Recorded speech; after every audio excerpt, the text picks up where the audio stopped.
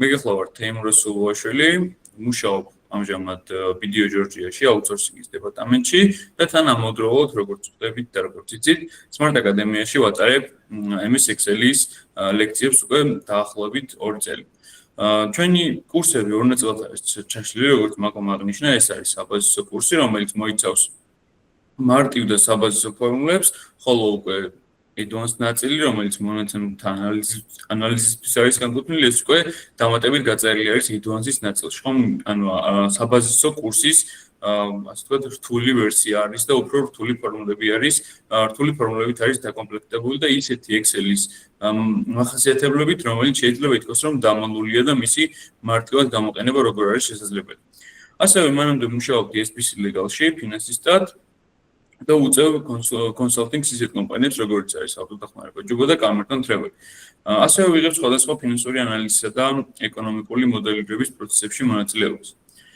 რაც შეეხება ზოგადად Excel-ს, იცით რომ Excel-ი არის Microsoft Office-ის წარმომადგენელი და Microsoft Office-ის წარმომადგენელი პროგრამა, რომელიც შეიცავს მონაცემების მარტივ დამუშავებას, ხომ? მონაცემების მარტივ დანახვას, ანალიზს, შესაბამისად კონკრეტულად ინფორმაციების მიმატებას, გამოკლებას, ხომ?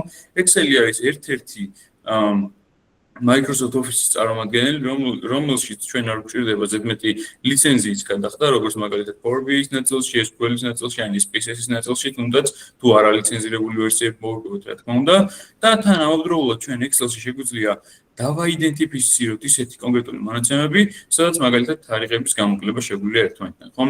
არც Word-ში, არც PowerPoint-ში მსგავსი ინფორმაციის დამუშავება ჩვენ არ შეგვიძლია. Excel-ს ასევე შეუძლია ჩაანაცვლოს Word-ი ან PowerPoint-ი, ხომ? ანუ ისე დავაიდენტიფიციროთ და დავყოთ არსებული მონაცემები, რომ მარტივად იყოს, ასე ვთქვათ, დასამუშავებელი და გამოყოფილი არსებული ინფორმაციები. Excel-ი გამოიყენება შესაბამისი ინფორმაციებიდან გამომდინარე, რომ დადებითი მხარეები გამოყოთ, ხომ Excel-ის.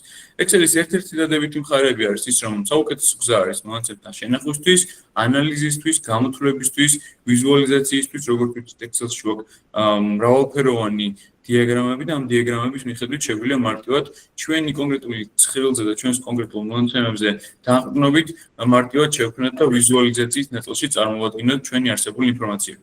ასევე შეგვიძლია მარტივად დავბეჭდოთ, კონკრეტულად შეგვიძლია Word-ის ნაწილშიც გამოვიყენოთ Excel-ი და მე რა თქმა უნდა ამ ინფორმაციას ამასაც შევეხები რა თქმა უნდა, იმიტომ რომ Word-ი მაინც ბოლომდე მარტივად მორგებული არის ამასთან, ხომ? Word-ის ნაწილში ცხრილების აგება საკმაოდ რთულია, ხომ? მისი დამუშავება, მისი გაწევა, space-ი რომ სწორად იყოს გაწერილი, ტექსტი რომ ლამაზად ჩაჯდეს, მაგრამ Excel-ში ამის დამუშავება ბევრად მარტივია.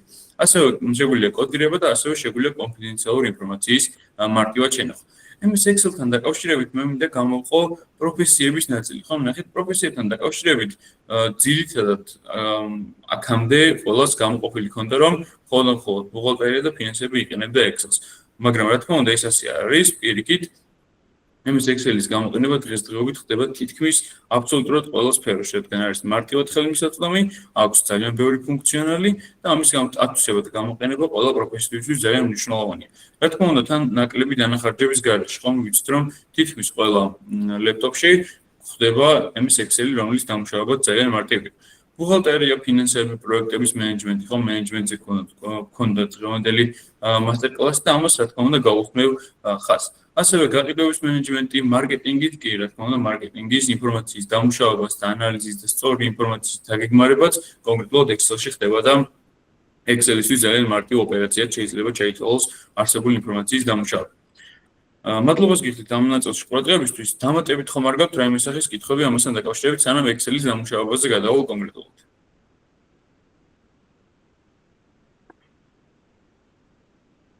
არა, მადლობა. კითხვები არ არის. მე გამოვიტან არსებულ ჩანართს, მაგალითად, მარჯვენა ღილაკზე დაჭერილ new ბრძანებით, მე შემიძლია გამოვიტანო Microsoft Office-ის არსებული ჩანართები, ან პირდაპირ დავსერჩო შესაბამისად Excel-ის ფუნქციონალი და Excel-ის აპლიკაცია პირდაპირ გავხსნით. Excel-ის აპლიკაციის პირდაპირ გახსნით, მე დავინახავ, რომ მივიღებ არსებულ კონკრეტულ ფანჯარას, რომელიც ამ შემთხვევაში დასევებული არ არის, შენახული არ არის ერთ არსებული ჩანართი და ხედავ, რომ წარმოდგენილი არის ჩემი book 1. ანუ რეალურად რომ მე გავხსენი აპლიკაციიდან არსებული მნიშვნელობა და ხედავ, რომ გამიხსნა ცარიელი Excel. Царიელ Excel-დან გამომდინარე მე ვხედავ რომ ჩემი არსებული Excel-ი შედგება ჰორიზონტალური და ვერტიკალური სვეტების ერთმანეთთან გადაკვეთით. ანუ რეალურად მე რომ კონკრეტული ეს 4 კუთხედები დავაიდენტიფიცირებ და დავინახო, ეს იმას ნიშნავს რომ ჩემი ჰორიზონტალური და ვერტიკალური სვეტები ერთმანეთთან იკვეთება. რა თქმა უნდა, მე აქცენტს გავაკეთებ იმაზე, რომ ჩვენ ხედვის რამდენიმე ნაწილი გვაქვს Excel-ის დამუშავების დროს ხშირია ისეთი შემთხვევა, როცა არ იციან ამ დამუშავებას და საკმაოდ ურთულდებათ ხოლმე, თუნდაც ამობეჭდა ინფორმაციების დაიდენტიფიცირება, გვერდებზე გადანაწილება, ხომ ამ ნაწილში იქნება ხოლმე პრობლემა. რომ შევხედოთ view menu-ში, როგორც ზედა ნაწილში ჩვენ გვაქვს არსებული ჩანართები, რომელიც მოიცავს home menu, სადაც არის ფერი, ფონტი, სხვადასხვა ზომის ინფორმაცია რომ იყოს, ასე ვთქვათ, მუქი ფერით იყოს წარმოდგენილი, დახრილი იყოს, ხაზგასმული იყოს, ხომ? თითოეული მენიუ თავისი კლასიფიკაციით არის წარმოდგენილი და კონკრეტულ ინფორმაციებს შეიცავს. მაგალითად, ფორმულა მენიუზე რომ გავაკეთოთ აქცენტი, ფორმულა მენიუში მე მაქვს, ასე ვთქვათ, კატალოგი, რომელი კატალოგითაც მარტივად შემიძლია დავინახო კონკრეტული ფორმულები. ამ ფორმულა მენიუში მე მაქვს როგორც ფინანსური ფორმულები, მე რომ ფინანსურ ინფორმაციას ჩამოშლი აქ დავინახავ რომ პირდაპირ მაქვს გაწერილი ფინანსური ფორმულები, ასევე ლოგიკური ფორმულები, ტექსტური ფორმულები, ხომ? ანუ რეალურად ყველა კონკრეტულ ფორმულას თავისი კლასიფიკაცია აქვს და ასე ვთქვათ დაალგებული არის თავის თაროზე, ასე რომ განვიხილოთ. როგორც ხედავთ, მე view menu-ზე მინდოდა გამეკეთებინა თქვენი აქცენტი და ხედავ რომ მე view menu-ს ზედა მარცხენა ნაწილში გვაქვს სამი კლასიფიკაცია. ეს არის ნორმალი, ეს არის page break-ი და page layout-ი. მე რომ არსებული ინფორმაცია თუნდაც შევავსო და გადავიდე page breaks-ზე, დავინახავ რომ ჩემი არსებული მონაცემები ერთ გვერდზე არის ასე ვთქვათ გადანაწილებული. მე რომ ეს არსებული ლურჯი ინფორმაცია გავშალო, ეს იმას ნიშნავს რომ მე მაგალითად ამ გვერდის ზომას გავზრდი. ხშირია ხოლმე ისეთი მომენტები, როცა ამ page-ს ვერ იგებენ ხოლმე, ასე ვთქვათ, რაც გულისხმობს. ეს page გულისხმობს იმას, რომ მე რომ მაგალითად ამოვბირთავ არსებულ ინფორმაციას, დავინახავ რომ ეს არსებული კონკრეტული ინფორმაცია, ეს არსებული მონიშნული რაც მონიშნე არსებული ჩანართი, პირდაპირ იქნება მხოლოდ ერთ გვერდზე გადანაწილებული. ამის მართვა ძალიან მარტივად შემიძლია მე რომ აი ამ ლურჯი ხაზის გადატანა და გადმოტანა დავიწყო, ეს იმას ნიშნავს, რომ მე ამ არსებულ ინფორმაციას მარტივად ჩავსვავ არსებულ კონკრეტულ გვერდებზე. ხომ ანუ აი ამ ნაწილში ძალიან მარტივი არის მისი მართვა და მარტივად არის შესაძლებელი არსებული ინფორმაციის მარტივად დაიდენტიფიცირება. ასევე გვევიდეთ, ხომ მე რომ არსებული ინფორმაცია გავზარდო, დავინახავ რომ არსებული ინფორმაციის გაზრდას შეუძლებს სხვადასხვა გვერდებზე. ხომ ამ ნაწილში იქნება გამოყოფილი შესაბამისი გვერდები. ასევე page layout-ი, page layout ჩემთვის ნიშნავს იმას, რომ Word-ის არსებულ ფურცლებად იყოს გამოყოფილი ჩემი არსებული ჩანართები. როგორც ხედავთ, მე უბრალოდ ასე ვთქვათ, page layout-ზე გადავედი და დავინახე, რომ ჩემი არსებული კონკრეტული გვერდი, Excel-ის გვერდი პირდაპირ დაიყო არსებულ ჩანართებად. ხომ ნახეთ, პირდაპირ გადანაწილდა ისე, რომ ვხედავ, რამდენი ფურცელი შეიძლება გამოვიდეს ამ არსებული გვერდიდან. რა თქმა უნდა, შეზღუდული არ ვარ და თითოეულზე შემიძლია რომ მივიღო, ასე ვთქვათ, შესაბამისი კონკრეტული ინფორმაციის შეყვანის საშუალება, თუმცა ამ შემთხვევაში ძალიან მარტივია, ხომ დაიდენტიფიცირება და ფაქტობრივად მე ახლა Word-ი მაქვს გახსნილი, უბრალოდ ძალიან ბევრ ფურცელს ვხედავ ერთად. ხომ რა თქმა უნდა, ამ ნაწილში Word-ის ჩანაცვლება საკმაოდ მარტივია.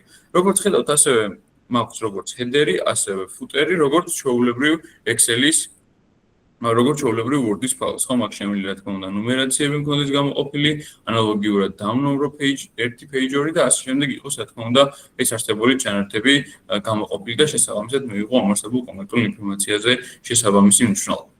მე რომ გადავიდე normal view-ზე, როგორც წესი normal view-ი ვცნობთ ხოლმე ყველა ჩვენს არსებულ Excel-ს, ასევე გვაქვს show menu. ხომ show menu-ში მაქვს guideline-ები მოცემული. guideline-ები ნიშნავს, რომ ეს არსებული ჰორიზონტალური და ვერტიკალური ინფორმაციის გადაკვეთა სადაც არის, ის არსებული კონკრეტული ხაზები რომ პირდაპირ დავინახო. მე რომ guideline-ები გავუჩიო, დავინახავ რომ ჩემი სუფთა ფურცელი იქნება როგორც თაბახი, ისე წარმოდგენილი. ასევე heading-ები, ჩემი heading-ი არის მარტივი და საიდენტიფიცირებელი ინფორმაცია, რომელიც მაძლევს კონკრეტულ მისამართს.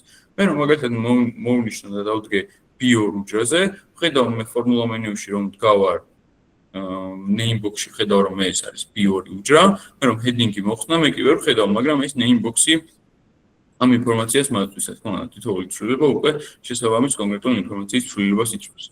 ასევე მაქვს formula bar. ხომ formula bar-ი უკვე მაცნობს არსებულ ჩანართებს. ეს view menu-ს ნაწილი რომ ბოლომდე მივიყვანოთ, მაცნობს შესაბამის ინფორმაციებს. ეხლა მაგალითად მე რომ აქ ტოლობით დავწერო 10+5. წინ ტოლობა უცლებად საჭიროა, რომ ჩემი არსებული ინფორმაციები მარტივად დაჯამდეს. მე ვხედავ რომ ჩემი არსებული ეს ორი არსებული კონკრეტული უჯრა ზუსტად იდენტურია ერთმანეთის, მაგრამ მე რო ფორმულა მენიუში ფორმულა ბარში ჩავიხედო, დავინახო რომ ის არსებული კონკრეტული მნიშვნელობა პირდაპირ 15 არის ჩაწერილი, 15-ს მოიცავს, მაგრამ ვხედავ რომ ამ კონკრეტულ უჯრაში 15-ს კი ვხედავ, თუმცა შეგინთ რეალურად ფორმულა არის გაწერილი და ფორმულით არის პირდაპირ დაიდენტიფიცირებული. ეს ფორმულობა არის ამის ასე ვთქვათ საცნობარო ინფორმაციით არის წარმოდგენილი და მარტივად ხედავ იმ კონკრეტულ უჯრაში რა ინფორმაცია არის შეყვანილი და რა ინფორმაცია არის გაწერილი. ასევე გვაქვს ზუმქანართი, რომელიც თქვენთვის ცნობილი იქნება, რომ მარჯვენა ქვედა კუთხეში გვაქვს, რეალურად რომელიც მიხედვით შეგვიძლია მარტივად მივაახლოვოთ, პირიქით უკან დავაშოროთ არსებული ჩანართები, ასევე გვაქვს კონკრეტული პროცენტულობის მინიჭების საშუალება და ასევე ზუმ ნაწილი, რომელიც 100%-ს მოიცავს და მე შემიძლია რომ მარტივად ასე ვთქვათ დავაბრუნო 100%-ით პირდაპირ არსებული ჩანართი. ასევე მაქვს new window ბრძანება. new window ბრძანება გვეხმარება იმაში, რომ ჩვენ მარტივად შევძლოთ ინფორმაციების ასე ვთქვათ ერთ და იგივე ცხელში მუშაობა.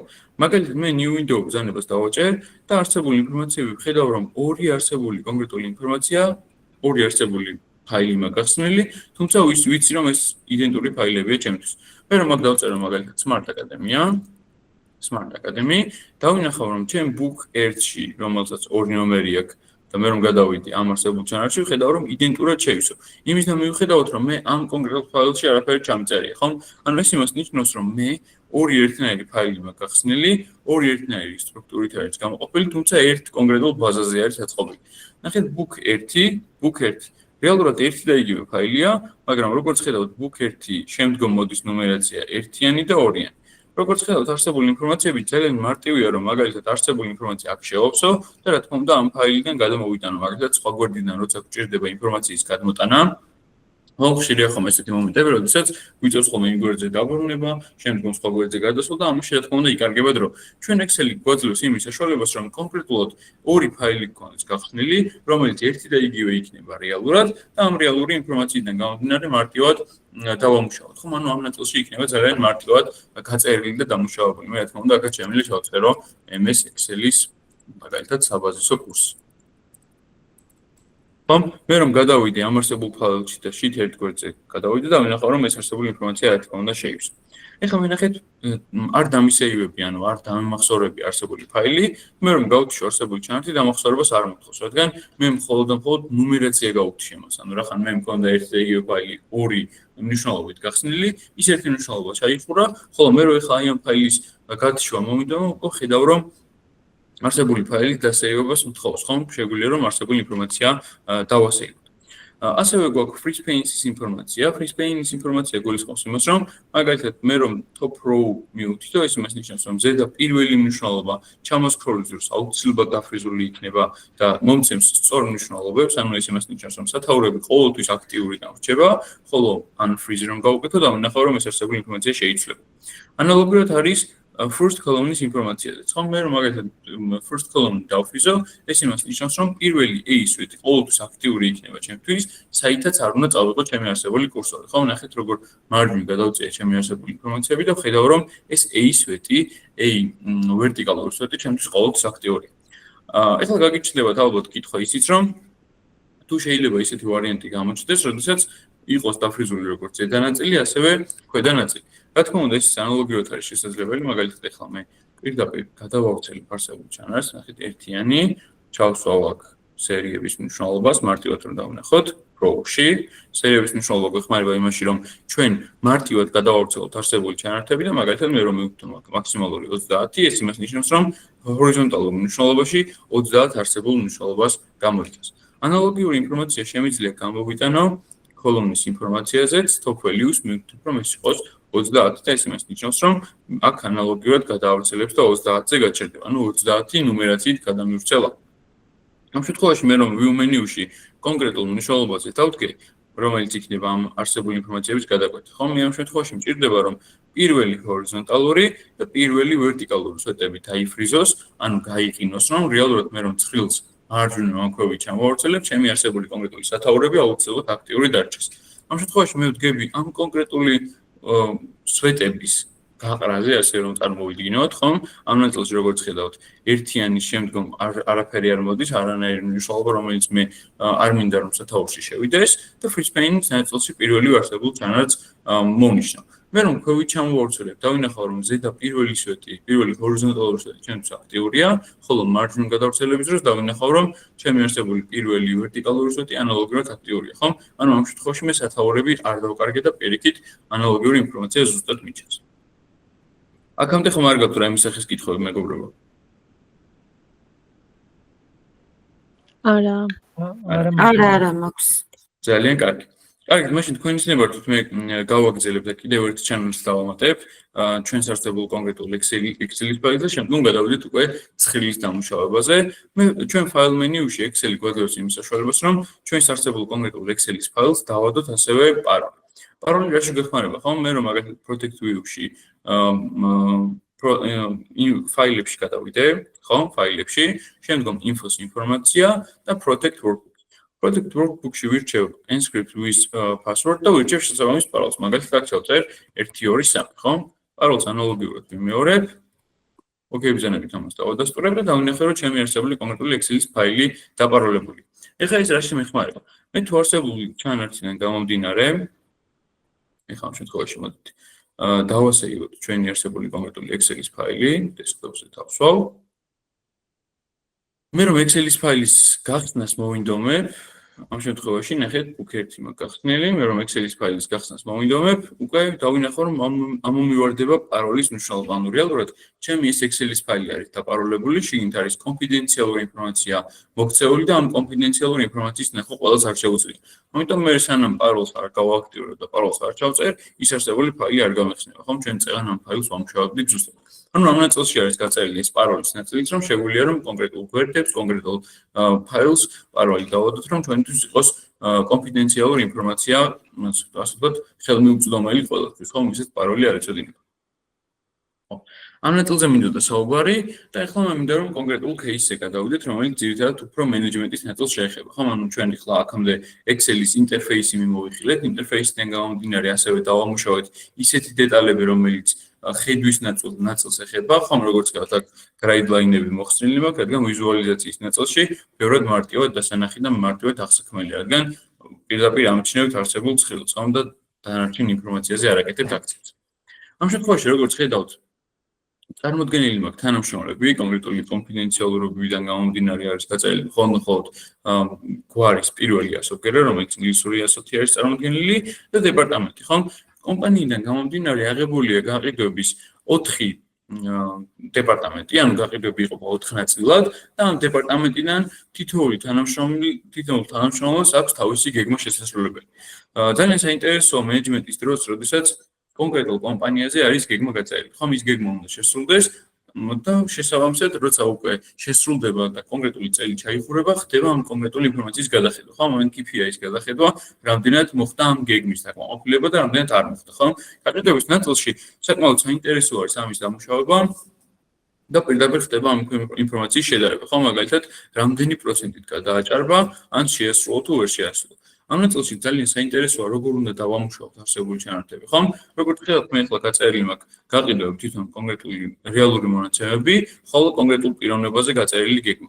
ხედავ, რომ მაგალითად პირველი მონაცემი, რომელიც იყო ჩემთვის გიორგი, დეპარტამენტში იყო გაყიდვების მესამე დეპარტამენტში, შესაბამისად მან გაყიდვები დააგროვა 20024, რაც კომპანიას შემოუტანა, ხოლო მისი შესრულებელი გეგმა იყო 18657.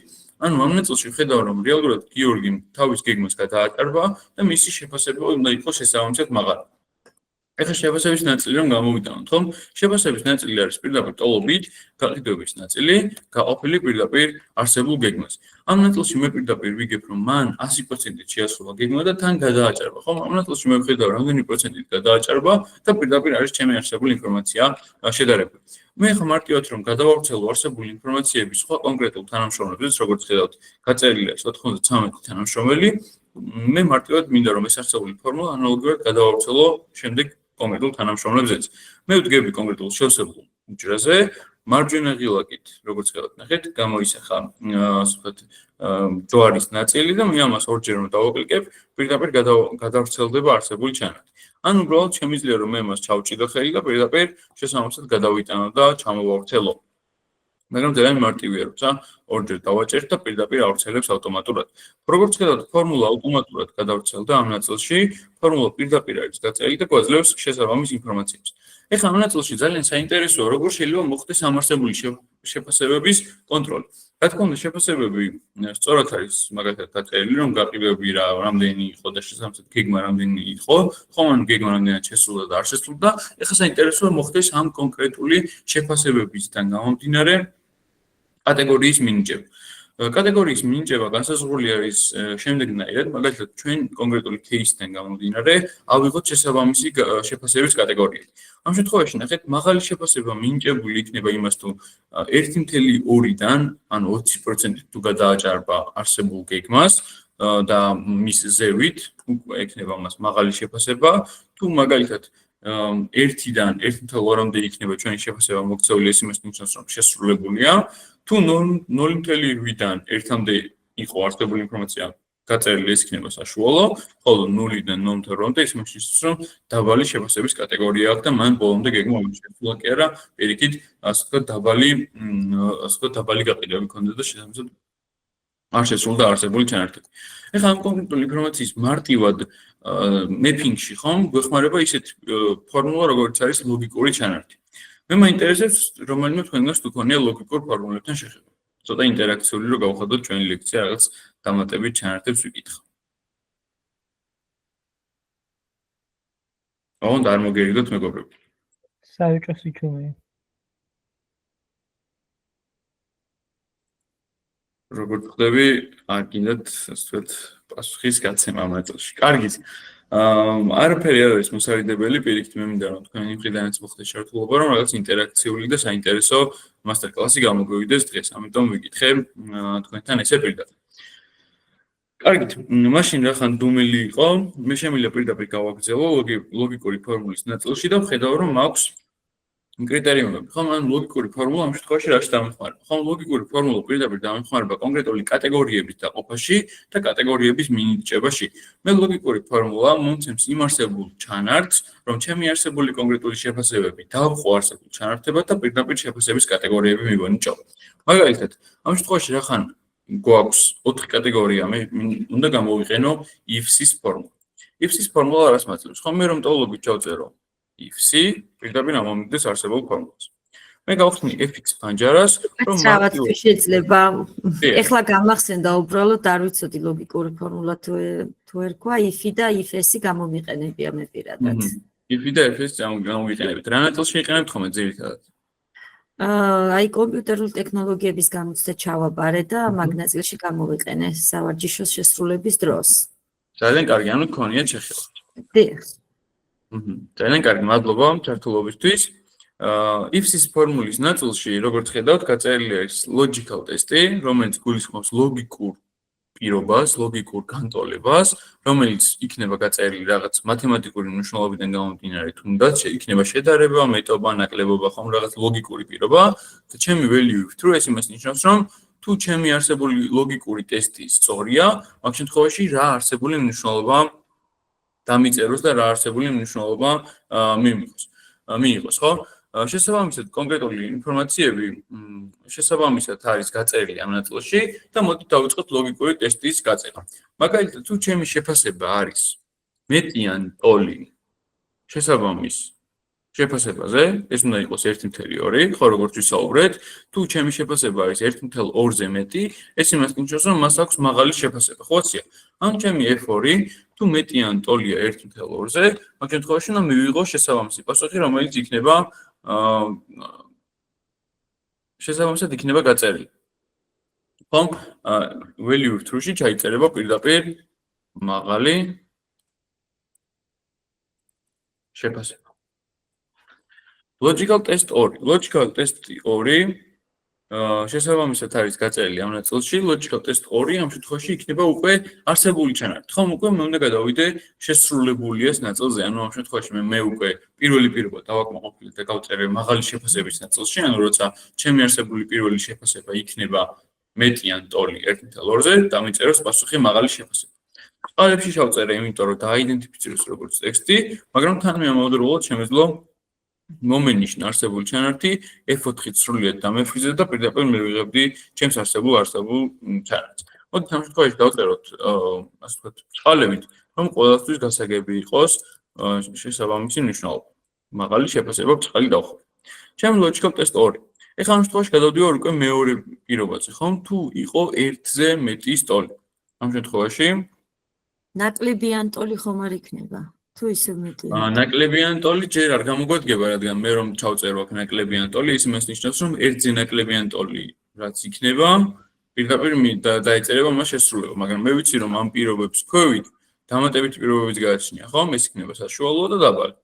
ამ შემთხვევაში პირობების გადაწერა რომ არ მოხდეს ერთმანეთზე, დასვენებია რომ სტრუქტურულად სწორად მივყვეთ ამ არსებულ ჩანართს. F4-ის ნაწილში, მადლობა კიდევ ერთხელ ჩართულობისთვის. F4-ის ნაწილში მე გაწერილი მაქვს მეტიან ტოლი შესაბამისად ერთიანზე და მისი შესაბამისი პასუხი არის შესრულებული. შესრულებულია, ხო? ანუ ამ ნაწილში პირდაპირ გავწერე. ანუ ამ ნაწილში მე გაწერილი მაქვს არსებული ჩანართები, კონკრეტულად არსებული ინფორმაციები, პირველი პირობა, რომელიც არის მაღალ შეფასებასთან დაკავშირებული, ხოლო შესრულება, ანუ მეორე ერთიანზე მაღალი, ანუ შესრულებულია არსებული კონკრეტული შეფასების ნაწილი. გადავდივარ logical test 3-ზე, ეს არსებული კონკრეტული ჩანართები გულისხმობს იმას, რომ მე უნდა მივუთითო შეფასების ნაწილი მეტიან ტოლია 0.8-ზე, ხომ? შემდეგი პირობა ის მაქვს და უნდა მივუთითო მას საშუალო არსებული მნიშვნელობა. მე რომ ამას ჩამოვსკროლავ და მინახავ რომ value true-ში მექნება საშუალოს მითითების და ჩაწერის საშუალება, ეს იქნება საშუალო და ამასაც ბრჭყალებში ჩავწერე, რადგან პირდაპირ დააიდენტიფიციროს როგორც ტექსტი. მე რომ ეს არსებული ინფორმაცია ბრჭყალებში არ მივუთითო, დაინახავთ რომ რეალურად არ დააიდენტიფიცირებს საერთოდ არსებულ ჩანართს. მე რა თქმა უნდა რომ გამოვალ კიდევ ბრჭყალებს დავუშვი და დავინახავთ როგორ რა ინფორმაციას გვაძლევს ამ ნაწილში. და ბოლო ხომ logical test-ი ბოლო, რომელიც არის გაწერილი თუ ჩემი არსებული მნიშვნელობა ნაკლები არის 0.8-ზე, ამ შემთხვევაში პირდაპირ დამიწეროს დაბალი შეფასება. ანუ პირდაპირ დაბალი იყოს გაწერილი, რომელსაც ბრჭყალები დავაფიქსირე. როგორც ხედავთ, თითოეული ეს დეტალი ანალოგიურად გავწერე, პირდაპირ არის დაიდენტიფიცირებული თითოეული კონკრეტული, ასე ვთქვათ, logical test-ი თავის არსებულ პასუხთან ერთად. მე ამას ოკეი ბრძანებით დავადასტურებ, ხანახით მე რომ აქ ბრჭყალები წაუშალო რომელიმე არსებულ მნიშვნელობას, პირდაპირ დავინახავთ, რომ არსებული კონკრეტული ჩანართები იქნება არასწორად წარმოდგენილი და მოგცემს შესაბამის name-ის error-ის მნიშვნელობას. ხომ, ანუ error-ი იქნება გაწერილი, რადგან ის ტექსტური ინფორმაცია პირდაპირ ვერ წარმოადგენია და პირდაპირ ვერ გაწერა. შესაბამისად, მე ამ ფორმულას მარტივად გადავავრცელებ და დავინახავ, რომ გარდავრცელების დროს თითოეული კონკრეტული ფორმულა მუშაობს არსებულ ჩანართს. ანუ მე ამ შემთხვევაში მივიღე mapping-ი, ანუ რეალურად ასე ვთქვათ, კატეგორიებად დაყოფა უკვე და მარტივად შემიძლია რომ მე რო ცხრილი მოვფილტრო და პირდაპირ დავინახო მაგალითად მაღალი შეფასება, სადაც არის გაწერილი, პირდაპირ დავინახო რომ აქ იქნება მხოლოდ მაღალი შეფასების გაყიდვების წარმომადგენლები და პირდაპირ დავინახო მათ ჯგუფებს რა თქმა უნდა. აქ ამასთან დაკავშირებით ხომ არ გაქვთ რაიმე სახის კითხვა? არა. ძალიან კარგი. შესაბამისად, მაშინ გადავიდეთ შემდეგ ჩანართზე, რომელიც საკმაოდ საინტერესო არის ასევე კონკრეტულად დამუშავების ნაწილში, რომელიც ეხება 3 ფორმულებს. დარწმუნებული ვარ, რამდენიმე თქვენგანს, რომელიმე თქვენგანს მაინც ექნებოდა შეხება 3 ფორმულასთან დაკავშირებით, რომელიც გვაძლევს ჯამურ ინფორმაციას კონკრეტულ არსებულ ჩანართებში. მაგალითად, მე როცა მჭირდება წამოვიღო ჯამური გაყიდვები. ხომ, ჯამური გაყიდვები მე წამოვიღო კონკრეტული დეპარტამენტების მიხედვით და კონკრეტული დეპარტამენტების მიხედვით რომ არის წამოღებული ასე ვთქვათ, ჯამური გაყიდვები, დავიგო ჩემმა კონკრეტულმა დეპარტამენტმა ჯამური გეგმა რამდენად შეასრულა თუ არ შეასრულა. მე აქ რა თქმა უნდა ვხედავ კონკრეტულ პიროვნებებზე არსებულ ჩანართს, მაგრამ მე მაინტერესებს დეპარტამენტების ჭრილში შევხედო არსებულ ჩანართს, რომელი დეპარტამენტი იყო ჩემთვის ყველაზე მომგებიანი და რომელი იყო ყველაზე ნაკლებად მომგებიანი. მე რომ ჯამური გაყიდვების ნაწილზე დავდგე, უნდა ჩავწერო 3 if-ის ფორმულა. აქ გვაქვს ორნაირი choice-ი, ნახეთ 3 if-ი და 3 if-ი. 3 if-ი პირდაპირ გვეუბნება იმას, რომ 3 if-ი გულისხმობს ერთი კრიტერიუმით დაჯამებას. ამ შემთხვევაში რა თქმა უნდა მე ერთი კრიტერიუმი მაქვს, რომელიც დეპარტამენტს შეეხება, მაგრამ 3 if-ის ფორმულა მე პირდაპირ მადლობს იმის მნიშვნელობას, რომ წარმოვადგინო არსებული რამდენიმე კრიტერიუმით, მაგალითად იყოს გაყიდვები, ასევე იყოს კონკრეტული კატეგორიების მიხედვით, ან რეალურად რამდენიმე კრიტერიუმის მიხედვით რომ მოხდეს დაჯამება. გისმენთ რომელიღაც თქვენგანს უნდა რაღაცის თქმა უნდა. არა, დაგეთანხმეთ კი, სამი ფესი რამდენიმე კრიტერიუმის დაჯამებით. მადლობა. სამი ფსის ნაწილი გულისხმობს რამდენიმე კრიტერიუმს და სამი ფი გულისხმობს მხოლოდ ერთი კრიტერიუმით ინფორმაციის დამტვერს. ანუ ეს იმას ნიშნავს, რომ ჩემი სამი ფის ფორმულა და სამი ფსის ფორმულა ერთნაირია. სამი ფსის ფორმულა მოიცავს სამი ფის ფორმულასაც. ანუ ამ შემთხვევაში მე რომ სამი ფსის ფორმულით გავაგო არსებული ჩანართი, რა თქმა უნდა არაფერი დაშავდება. ანუ რეალურად შედეგი მაინც ერთი და იგივე მექნება. შევდივარ fx პანჯარაში და ვხსნის sum range სამი ფსის ფორმულას. ჩემი პირველი შესავსები არეალი არის ამ შემთხვევაში sum range. ჩემი sum range ამ შემთხვევაში გულისხმობს იმას, რომ პირდაპირ წარმოდგენილი იყოს არსებული ჯამური ინფორმაციები, ანუ რა ინფორმაციაზე მინდა მივიღო ჯამური ჩანართი.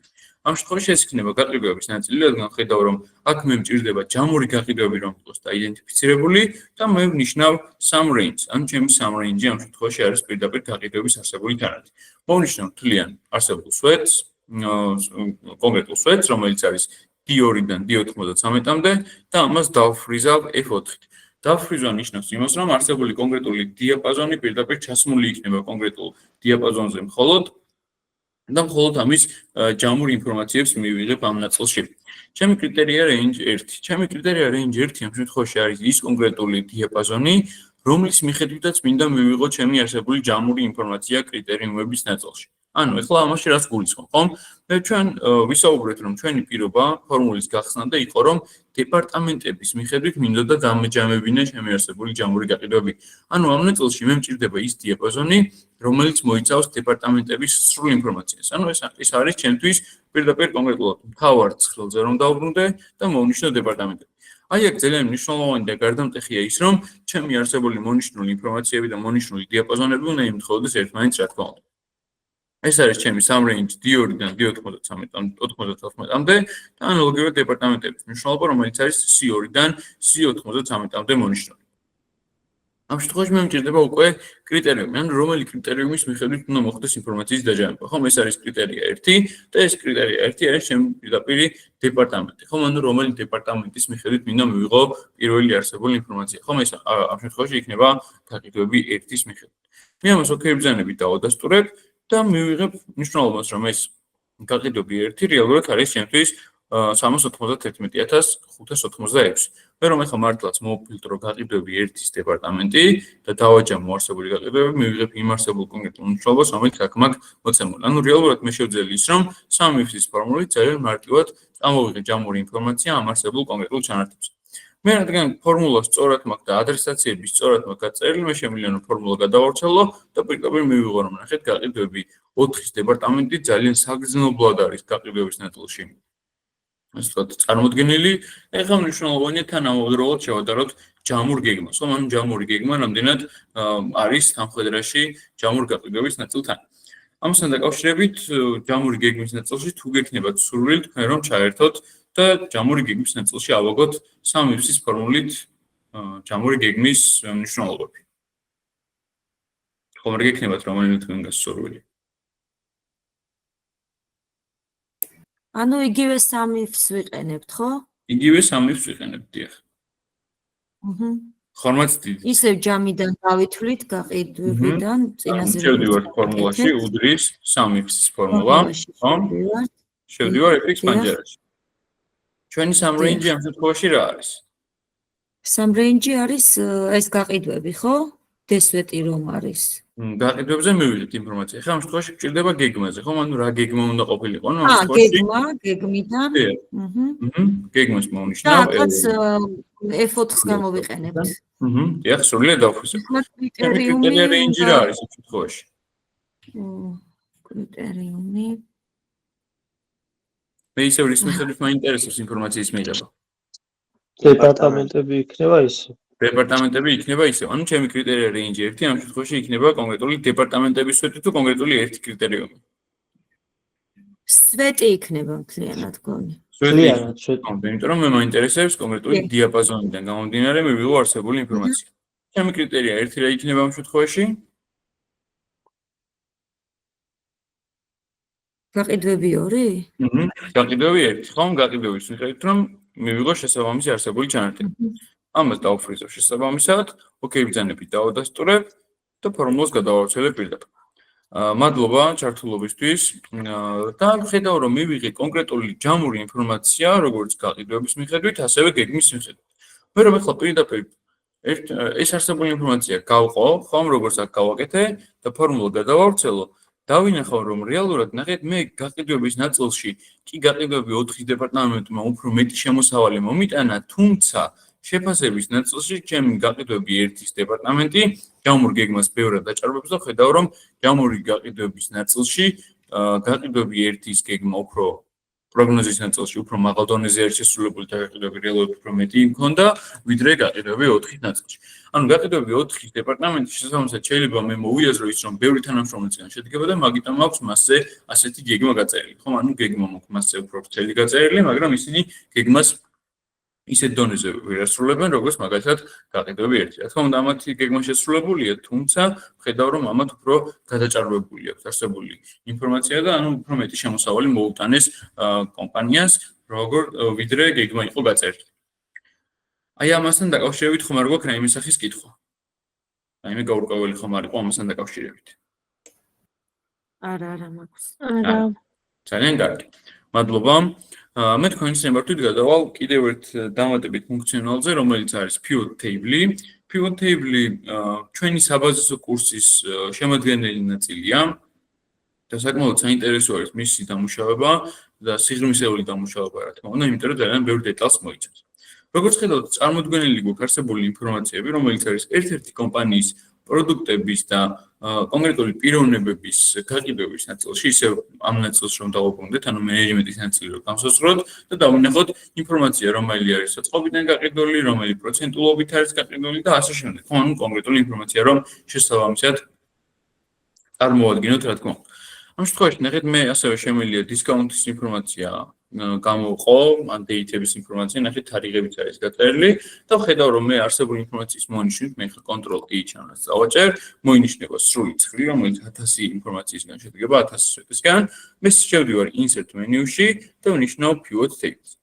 Pivot Tables მონიშნვის დროს მე დავინახე, რომ ჩემი არსებული კონკრეტული table მონიშნულია და Pivot Table მთავაზობს ასეთი რაღაცას, რომ ჩემი არსებული ცხრილის დამუშავება იყოს ახალ გვერდზე, თუ არსებულ კონკრეტულ გვერდზე შევძლოთ ინფორმაციის, ასე ვთქვათ, გაგრძელება. მე მივუწევ აქ new worksheets, ოკეი ბრძანებით ამას დავადასტურებ და დავინახავ, რომ ჩემი არსებული კონკრეტული ცხრილი იქნება შესაბამისად გამოტანილი. თუმცა ამ შემთხვევაში ჯერჯერობით ცხრილს არ ვქმნის და როგორც ხედავთ, მე მარჯვენა მხარეს მექნება pivot table-ის ფილდები გამოტანილი. ეხლა ნახეთ, მე შემიძლია რომ მარტივად არსებული ინფორმაციები ძალიან მარტივად წარმოვადგინო. ხო, მე row-ში შემიძლია ჩავაგდო პროდუქტების სვეტი, ნახეთ, მე აქ ცხრილი არ დამეკარგავს, რა თქმა უნდა, მე რომ პროდუქტები ჩამოშვალ და ვინახავ რომ აქ keyboard-ი, ლეპტოპი, მონიტორი და მაუსი. ანალოგიურად მე რომ ამ კონკრეტულ row-ში ჩავაგდებ, ანუ ვერტიკალურ ინფორმაციაში პირდაპირ ჩამოიშლება ჩემი არსებული კონკრეტული პროდუქტები. მე რომ აქ წარმოვადგინო, როგორც ხედავთ, ნახეთ, total cost-ი მაქვს გაწერილი, ანუ რეალურად ჯამური ხარჯი, მე რომ value-ში გადავიტანო ეს არსებული სვეტი და ვინახავ რომ რეალურად კონკრეტულ პროდუქტებზე მე მივიღებ ჯამური ინფორმაციებს, ხომ ანუ ამ ნაწილში იქნება პირდაპირ გაწერილი. რა თქმა უნდა, აქ მე შემიძლია რომ პირდაპირ მივანიჭო მას ფორმატირების ნაწილი დოლარის ნიშნებით გავუწერო და შესაბამისად დავინახო არსებული ჩანართები. ასევე მე შემიძლია დამატებითი სვეტიც ჩავუსვა, ნახეთ unit sold-ი, რომელიც ნიშნავს იმას, რომ რა რაოდენობის პროდუქტი, რა რაოდენობის გაიყიდა კონკრეტული პროდუქტები. ხომ ამ ნაწილში შემიძლია მარტივად დავინახო, რომელი პროდუქტი იყო უფრო მეტად მოთხოვნადი და ხედავ რომ მონიტორები უფრო მეტი გაყიდულა შესაბამისად. ხომ თანხის კუთხითაც ხედავ რომ მარტივად ვამჩნევ და ეთყობა არსებული ჩანართის შესაბამისი მნიშვნელობა. ასევე მე შემიძლია ამას დავამატო არსებული კონკრეტული ზედა მნიშვნელობა, რომ მაგალითად რეგიონის მიხედვით გამოვიტანო არსებული მნიშვნელობა. მაგალითად ნახეთ, მე აქ შევამცირებ ცხრილს, რომ უფრო მარტივად თვალსაჩინო იყოს, მე მხოლოდ ხედავ total costs, ანუ ხარჯებს, მთლიან ხარჯს არსებულ კონკრეტულ პროდუქტზე, რომელიც რეგიონების მიხედვით ჩავშალე და კონკრეტული პროდუქტების მიხედვით. მე რა თქმა უნდა, სამიფსის ფორმული ძალიან მარტივად შემეძლო ინფორმაციის წამოღება, თუმცა pivot table ავტომატურად აკეთებს ამ კონკრეტული ინფორმაციის ასე ვთქვათ, დამუშავებას და გამოტანას, რომ კონკრეტული პროდუქტის მიხედვით და კონკრეტული რეგიონის მიხედვით მარტივად დავინახე არსებული ჯამური ინფორმაცია.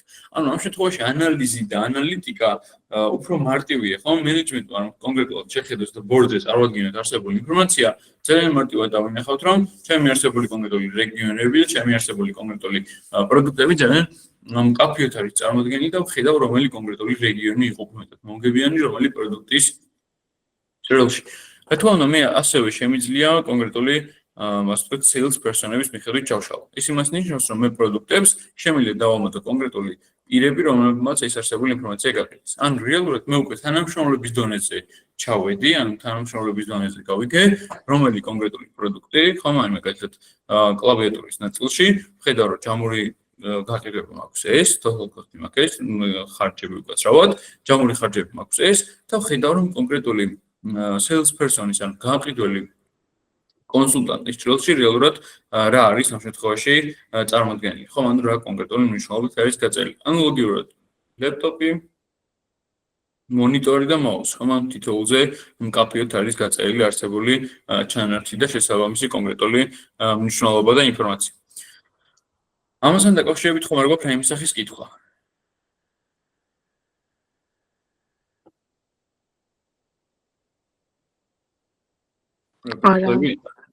ძალიან კარგი. და ნახეთ, როგორც ხედავთ, scroll-ში ბოლოს ვეტად, მე მაქვს გაწერილი return-ის ინფორმაცია. Return-ის ინფორმაცია გულისხმობს იმას, რომ მაგალითად მე თუ ეს პროდუქტი უკან დამიბრუნდა, მე რა თქმა უნდა, ჩემთვის მნიშვნელოვანია გავიგო ეს პროდუქტი მე უკან დამიბრუნდა თუ არა, ვარგისიანი იყო თუ არ იყო ვარგისიანი. მე რომ return-ის ინფორმაცია ჩავსვა რეგიონები, შემდგომ მე დავინახავ, რომ რეგიონები კიდევ დამატებით შეიძლება და ნახეთ, რამდენ დონიანი ინფორმაციის ცხლის აგება შევძლებთ, ხო? მე ხა ამ არსებულ ინფორმაციას გავთიშავ და დავინახავ, რომ გამოყოფილი მაქვს პროდუქტი და პროდუქტი ჩაშლილი მაქვს კონკრეტული პირების მიხედვით, ამავდროულად მე გამოტანილი მაქვს ჰორიზონტალურ მნიშვნელობაში რეგიონები და რეგიონები კიდევ ჩაშლილი მაქვს return-ის ინფორმაციაზე, ხო? ანუ yes და no ჩანართში მაქვს ეს არსებული კონკრეტული ჩანართები გაწერილი. ანუ პირდაპირ ხედავ კონკრეტულ ინფორმაციებს და პირდაპირ მაქვს ეს არსებული ჩანართები გაწერილი, ხო? ანუ პირდაპირ არის ეს ყოველივე დაიდენტიფიცირებული, რომელი კონკრეტული მნიშვნელობა რას მოიცავს, ხო? საკმაოდ მკაფიოდ ჩანს და ვიზუალურადაც ძალიან მრავალისმთქმელია ეს არსებული ჩანართი და ვხედავ, რომ მე ძალიან მარტივად შევძელი, ხო? ანუ რამდენიმე სვეტის გადატანით pivot table-მა მომცა იმ საშუალება, რომ ამეგო შესაბამისი ცხელი. Pivot table, რა თქმა უნდა, აქვს დამატებითი ჩანართები, ეს არის pivot table analyze და ეს არის design. Design ძირითადად მოიცავს კონკრეტული მაგალითად ცხელის ფერების დამუშავების ნაწილს, ესე თქმა უნდა, ჩვენზეა დამოკიდებული, როგორი სტილი შეგვიძლია იყოს, როგორი ფორმის, როგორი ფერის, ამაში შესაძლებლები არ ვართ. ასევე გვაქვს გამოყოფილი შესაბამისი საბტოტალების ინფორმაცია, როგორც ვთქვათ, საბტოტალები რომ იყოს გაწერილი, მე შემიძლია ეს არსებული ინფორმაცია პირდაპირ ჩაურთო არსებულ ჩანართს, ან სულ იყოს გამოყოფილი, ასევე შემიძლია ეს გრანტოტალები მოხსნან, ნახეთ ქვედა არსებული ჩანართები, რომელიც ვიზუალურ ნაწილში კიდევ უფრო სწორ ინფორმაციას გვაძლევს, ასე ვთქვათ, მე შემიძლია რომ ეს დიზაინის ნაწილში ჩაურთო როგორც ქვედა მხარეს, ასევე ზედა მხარესაც, ხო, ანუ როგორც ჰორიზონტალურ, ასევე ვერტიკალურ ინფორმაციასაც მივანიჭო არსებული ჩანართი და ასევე შემიძლია გამოვიტანო row header-ები, ნახეთ ეს header-ები, რომელიც ვიზუალიზაციის ნაწილში არის გამოყოფილი და ეს column header-ები, რომელიც შესაბამის ვიზუალს მიქმნის. Banded row-ები გულისხმობს იმას, რომ რაღაც ჭადრაკულად შეგვიძლია რომ ჩვენი არსებული კონკრეტული Excel-ი, ასე ვთქვათ, დავამსგავსოთ ვიზუალიზაციის ნაწილში, უფრო ჭადრაკულ სტილს ამ ნაწილში და წარმოვადგინოთ არსებული ჩანართები. Pivot analysis-ში საკმაოდ საინტერესო ჩანართები გვაქვს, რომლის გამოყენებაც ასევე მნიშვნელოვანია და სწორად უნდა მოხდეს მისი დამუშავება, მაგალითად ეს არის ჩემთვის timeline. Timeline-ი გულისხმობს იმას, რომ მაგალითად timeline არის დროის ხაზი, ხომ ესე რომ წარმოვიდგინოთ, ანუ დროის ხაზი ესე რომ პირდაპირ გადავთვალოთ. Timeline-ის დროს მნიშვნელოვანია რომ ცხრილში აუცილებლად გაწერილი გქონდეს თარიღის მნიშვნელობები და მე რომ insert timeline-ის ჩანართში შევალ და პირდაპირ date ინფორმაციას ავარჩევ, როგორც ვთქვათ, თარიღი მხოლოდ ერთ წუთში არის გაწერილი, ოკეი ბრძანებით დავადასტურებ და ვნახავ რომ მაქვს დროის ხაზი, ხო, რაზეც მე ვსაუბრობ. მე შემიძლია დროის ხაზი საკმაოდ მარტივად მართო, ეს არის თვეების მიხედვით, მე შემიძლია ჩამოვშალო ვაქციო წლების მიხედვით, ასევე ვაქციო კვარტლების მიხედვით და ვაქციო თუნდაც დღეების მიხედვით. ხო, ნახეთ, მე შემიძლია დავინახო ჩემი ცხრილი, კონკრეტულად 2 იანვარს 2025 წლის ინფორმაცია რა იყო. მე რომ გავზრდე არსებულ ჩანართს, დავინახავ რომ ჩემი არსებული ცხრილის ანალოგიურად იცვლება. მე რომ ფილტრაციას საერთოდ მოვხსნა და გადავიდე უბრალოდ კვარტლების ინფორმაციაზე და არსებულ კონკრეტულ სვეტს, უბრალოდ ცხრილს ქვევით ჩაუსვა არსებული კონკრეტული timeline-ის ინფორმაცია, ძალიან მარტივად შემიძლია ვმართო ჩემი არსებული კონკრეტული ჩანართი. მაგალითად მოვნიშნო მე-3, მე-4 და მაგალითად 2022 წლის მე-4 კვარტალი და 2023 წლის პირველი კვარტალი და შესაბამისად შევაფასო და დავინახო რა კონკრეტული სიტუაცია იყო. მაგალითად 2024 წლის პირველ კვარტალში, 2024 წლის მე-4 კვარტალში, ხომ ან ძალიან მარტივია ასე ჩემი ინფორმაციის მართვა, რა თქმა უნდა ხედავ რომ 25 წლის მე-3 და მე-4 კვარტალი ფიზიკურად ვერ იქნება შევსებული, მე-2 კვარტალში მაქვს რაღაც მონაცემები, ხოლო ძირითადი მონაცემები არის გადანაწილებული წინა წლების მნიშვნელობას. მე რომ მხოლოდ წლების ინფორმაციის დანახვა მინდოდეს, რა თქმა უნდა ამის საშუალებაც მაქვს და შემიძლია რომ ანალოგიურად თითოეული წელი, კვარტალი გავსაზღვრო შესაბამისად. ანუ ეს timeline-ი ძირითადად ვიზუალიზაციის ნაწილში არის გაწერილი და საკმაოდ მარტივი ფილტრაციის ნაწილში მეხმარება, ხომ ანუ ძალიან მარტივია ამ შემთხვევაში დროის მართვა. ანალოგიურად მე მინდა რომ გამოვიტანოთ ჩვენი სლაისერი, კიდევ ერთი არსებული ჩანართი, მაგალითად ხა მე რომ გავსაზღვრო field list-ებიდან რომელი კონკრეტული სვეტის გამოყენება იქნება customer type-ში რომ გავსაზღვროთ, მაგალითად customer type ეს არის ჩემი კონკრეტული საწყობი, ან პირდაპირ ამ საწყობიდან გაიტანეთ თუ პირდაპირ საცალო გაყიდვები იყო. მე მაგალითად pivot table-ში შევდივარ და მაქვს ასევე timeline-ის გვერდზე insert slicer. insert slicer-ის გამოტანის დროს მე მაქვს არჩევანი მთლიან არსებულ სვეტების ინფორმაციაზე. ხომ ანუ სვეტების ინფორმაციიდან შემიძლია რომ ავარჩიო ნებისმიერი. ანუ ეს მაძლევს იმის არსებულ ჩანართს რომ ავარჩიო ნებისმიერი სვეტი და ამის მიხედვით მოხდეს გაყიდვა. მაგალითად როგორც წერა ისე შეგვიძლია ავარჩიოთ customer type-ი, რომ პირდაპირ გავიგოთ მომხმარებლებიდან გამომდინარე ძირითადად როგორ ხდებოდა ინფორმაციის ასე ვთქვათ გატანა და დამუშავება. როგორც ხედავთ, რაღაც პატარა არსებული ფანჯარა გამოვიდა, სადაც ორი არსებული ჩანართი მაქვს მხოლოდ. ხომ მე რომ ფილტრაციაში შევიდე და customer type-ი ჩამოვშალო, მართლაც ხედავ რომ ამ არსებულ კონკრეტულ სვეტზე ორი მონაცემი მაქვს მხოლოდ ეს არის retail-ი და wholesale.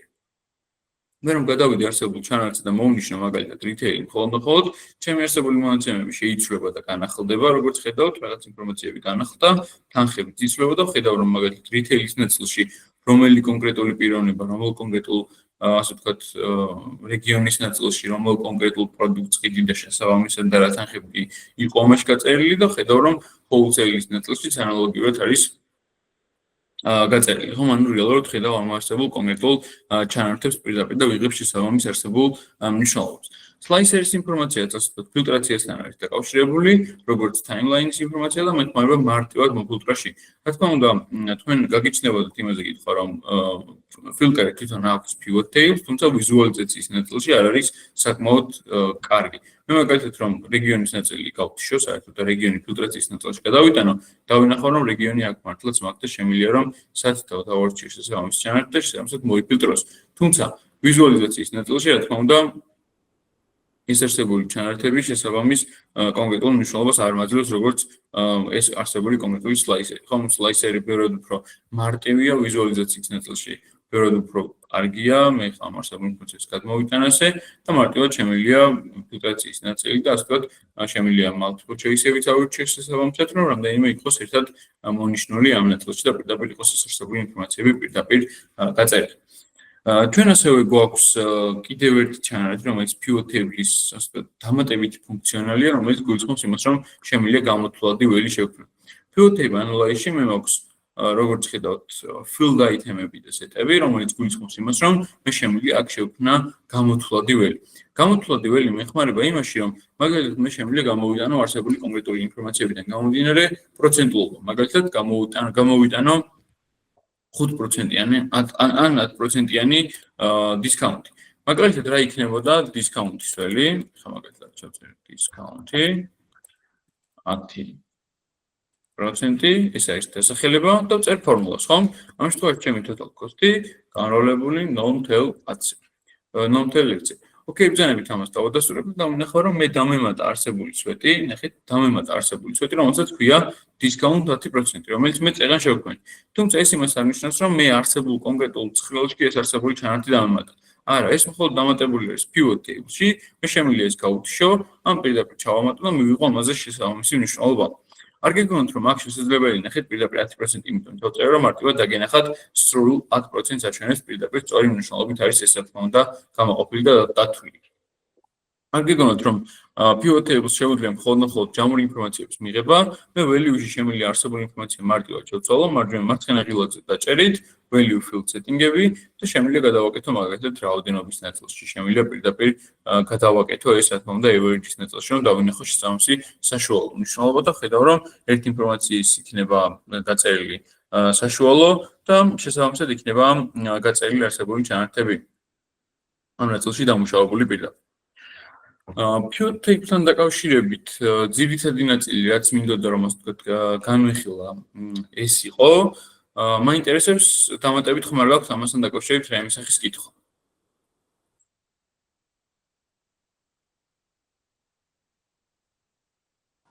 არა.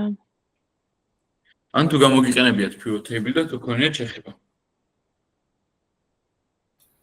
მე არა კომენტა და მათ date მაგალითად აი სადაც ვირჩევთ პერიოდებს ეგ არ გამომიყენებია pivot tables ვიყენებ თუმცა ესეთი ინდიკატორი ესე რომ შეიძლება და არ ვიცით მე. Timeline-ის ნაწილი ხო? დიახ. კი, timeline-ის ნაწილი გამომატებას მადლობელი ვიქნები ძალიან. როგორ? Timeline-ის გაკეთებას კიდევ ერთხელ თუ გვაჩვენებთ. კი, რა თქმა უნდა. მე შემიძლია ეს timeline წავშალო, შევდივარ უბრალოდ pivot analyze-ში, მაქვს timeline-ი, ნახეთ slicer-ის მარჯვენა მხარეს არის timeline-ი, პირდაპირ ვირჩევ თარიღს, იმიტომ რომ თარიღის ფორმატირებას არჩევის საშუალებას მაძლევს მხოლოდ და პირდაპირ გამოდის ჩემი ფანჯარა. ამ ფანჯრიდან გამომდინარე მე შემიძლია ანალოგიურად ვცვალო კვარტლების მიხედვით, წლების მიხედვით, თვეების მიხედვით და დღეების მიხედვით. ხო, ამაში შეზღუდული არ ვარ. შესაბამისად კონკრეტული ჩანართის ცვლილება უკვე მაძლევს შესაბამის ფილტრაციის ნაწილს და შესაბამის ცხრილის ცვლილებას რა თქმა უნდა. რო განვიხილო თავიდან საბაზისო კურსი და თუ გქონია შეხება Excel-თან, საბაზისო კურსი არ მოიცავს მხოლოდ pivot table და სამეცნიერო ფორმულას, ხშირად ყოფილა ისეთი მომენტი, როდესაც საბაზისო კურსი აუღია, თუნდაც მცოდნეს და ძალიან ბევრი ისეთი ფუნქციონალი აღმოუჩენია საბაზისო კურსის დროს, როგორიც არის თუნდაც ტექტონიკური ფორმულები, თარიღის ფორმულები, ლოგიკური ფორმულები, conditional formatting, ხო, data validation და ამ კონკრეტულ ჩანართებს დეტალურად გავდივართ. ასევე საძიებო ფორმულების ალტერნატიული ჩანართი VLOOKUP და XLOOKUP ყოველთვის ცნობილია, მაგრამ ასევე გვაქვს ინდექსი, XLOOKUP როგორც ნაცვლდება ამარსებული ჩანართებით, ამის განხილვა ხდება რა თქმა უნდა. მაგრამ თუ არის ისეთი ვარიანტი, როდესაც საბაზისო კურსი შენთვის ბევრად მარტივია, რა თქმა უნდა, advanced კურსი არის მისთვის გაწერილი. advanced კურსზე ხდება ისეთი ფორმულების დამუშავება, როგორც არის ფინანსური, data table, goal seeking, scenario manager, database ფორმულები, ნახეთ, სამის ფორმულები შეიძლება იყოს თქვენთვის ძალიან მარტივი, რომელსაც ყოველდღიურობაში იყენებთ, მაგრამ database ფორმულები არის უფრო advanced ნაწილი და database ფორმულები advanced ნაწილს გულისხმობს, აი database ფორმულებთან თუ გქონიათ შეხება მაშინ ამას გკითხავთ. მეორე ლექციას გულისხმობთ თუ რომელს რომ აი სახელებით არ ვიცი მერე გითხრათ აი D-sum ფორმულები, D-average ფორმულები. average, okay, რა ვიცი. აი მაგ ნიშნავს მეორე ლექციას average-ია. არა, მაშინ არა.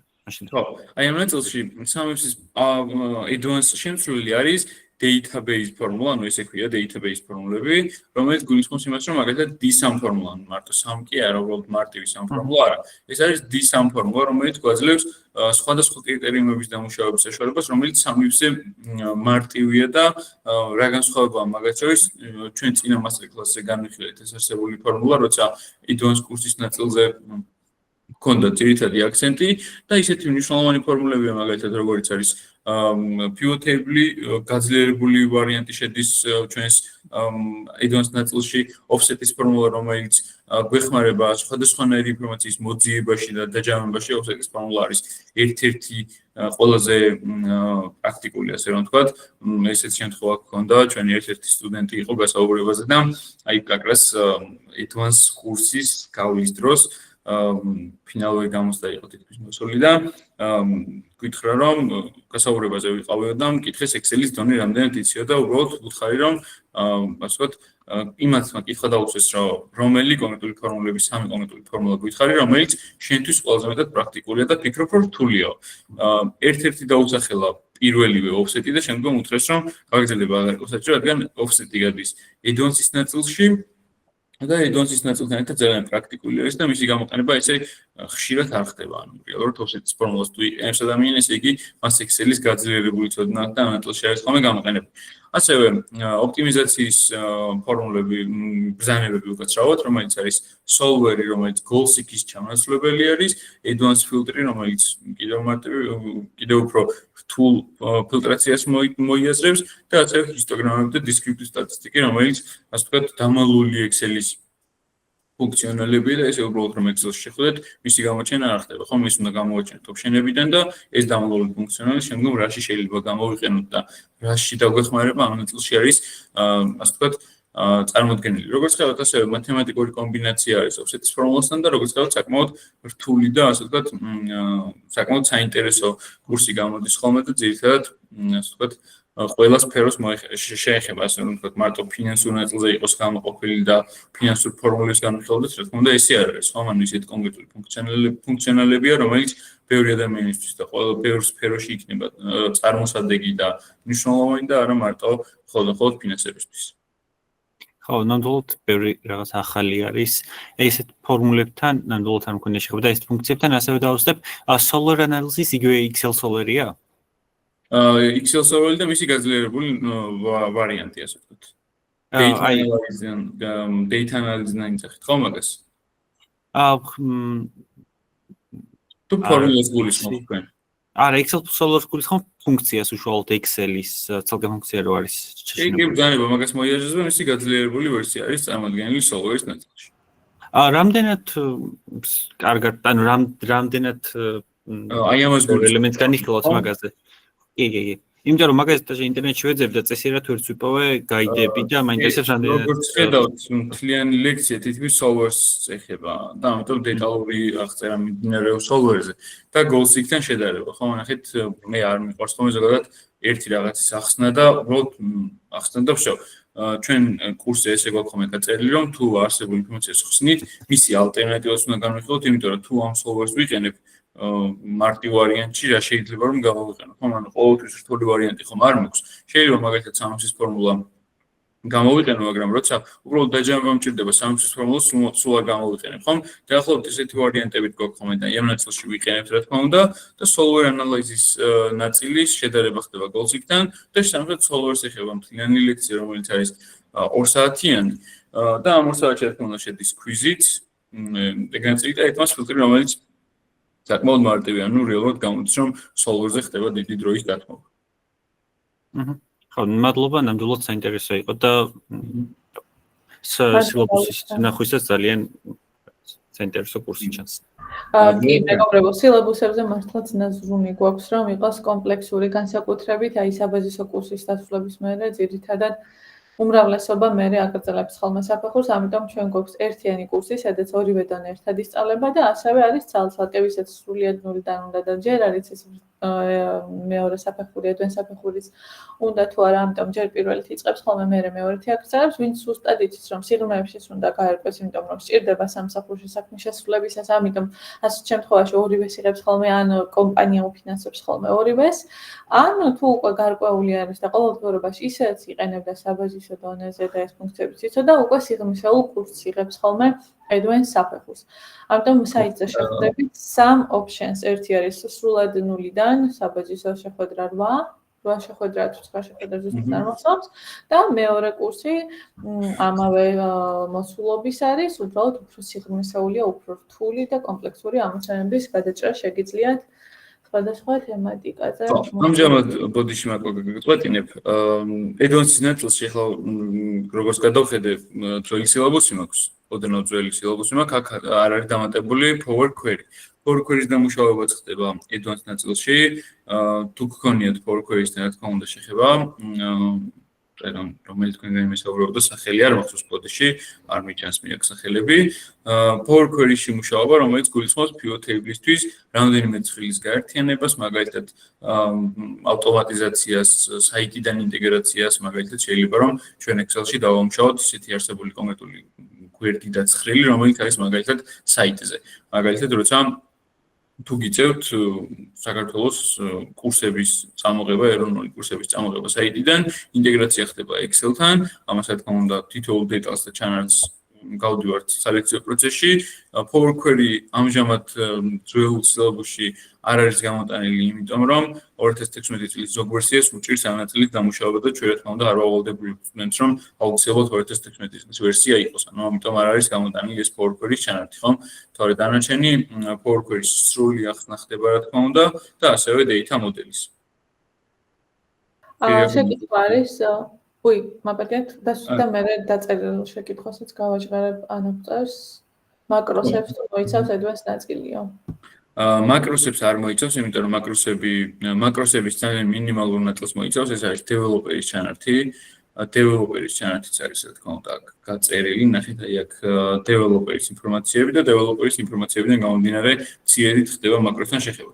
მაკროსი მაინც სპეციფიკური არის, რადგან ძირითადად მაკროსი მიახლოებული არის IT სფეროსთან და IT სფეროდან გამომდინარე მაკროსის დამუშავება არის კიდევ advanced-ის ზედა ლეველი, რომელიც გულისხმობს იმ მაკროსის კოდის დამახსოვრებას. ანუ რეალურად ჩვენ იმ კოდების დამახსოვრებას სალექციო პროცესში არ უზრუნველყოფთ ამ ნაწილში.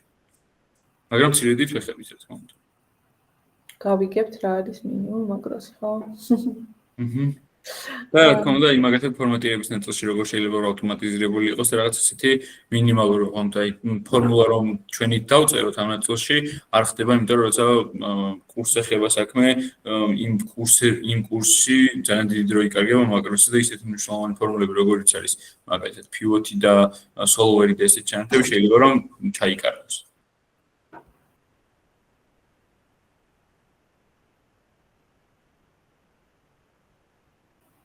კიდევ ხომ არ არის რაიმე დამატებითი.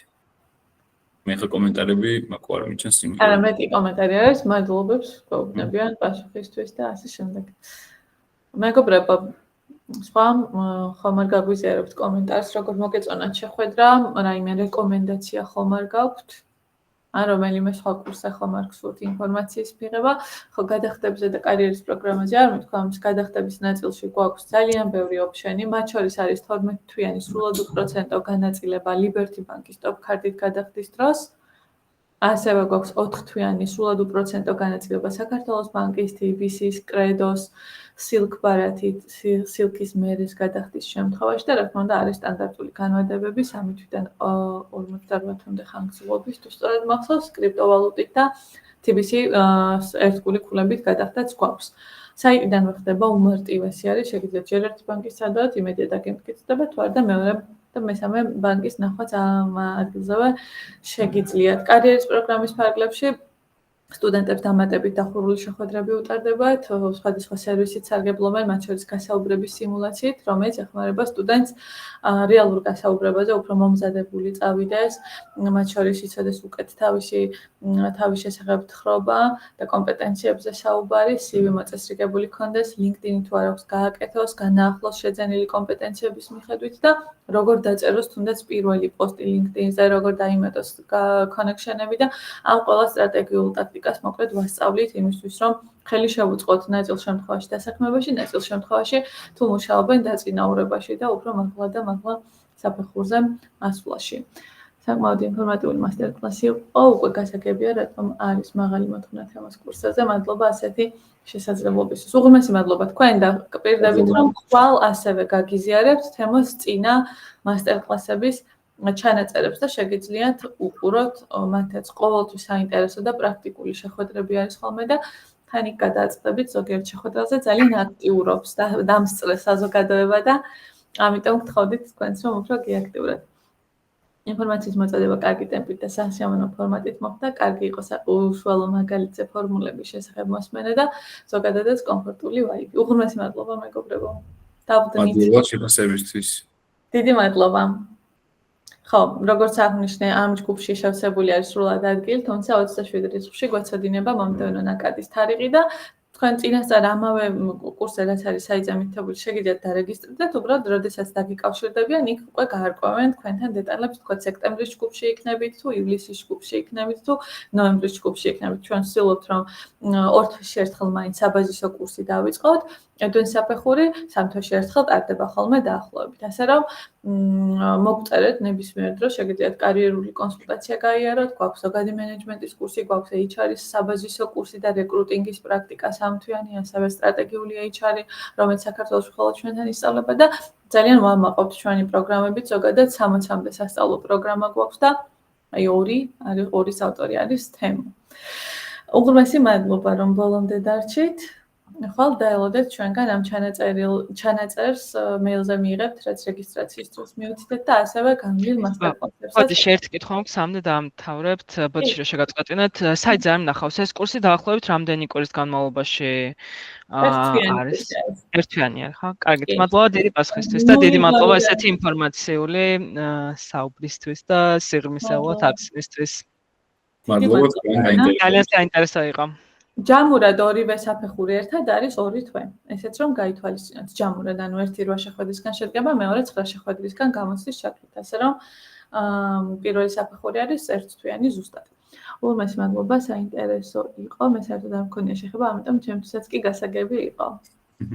ერთ სული მაქვს ხვალ გაგიზიაროთ ძველი ჩანაწერები და გთხოვთ რომ მათაც გულდასმით უყუროთ, იქაც კითხვები ისმებოდა ხოლმე, რა თქმა უნდა და აზუსტებდნენ ის რაღაც ფორმულა როგორ გააკეთეს და ასე შემდეგ და აუცილებლად როგორც კი დრო გექნებათ ხოლმე ჩართეთ დაახლოებით დამატებით ალბათ გაგიზიარებთ 4 შეხვედრის ჩანაწერს. ოკეი, მე მგონი სულ ეს არის. უღრმესი მადლობა მეგობრებო ბოლომდე დარჩენისთვის.